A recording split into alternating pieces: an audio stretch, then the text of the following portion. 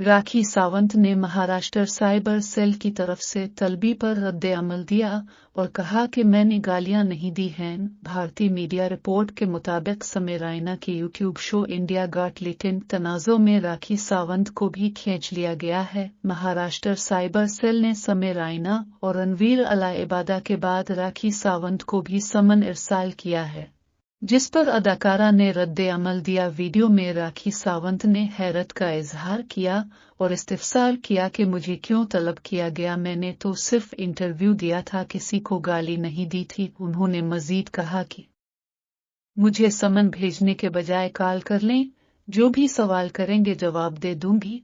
मैं एक फनकारा हूं, मैंने मुआवजे के बदले इंटरव्यू दिया, मैंने किसी को कोई गाली नहीं दी। अदाकारा ने यह भी कहा कि मुल्क में इस्मत दरी के मामलात हल होने चाहिए।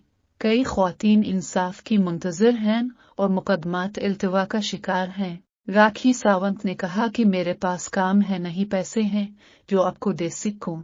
मैंने कोई गुनाह नहीं किया, मैं तो वाइट कॉलर हूं।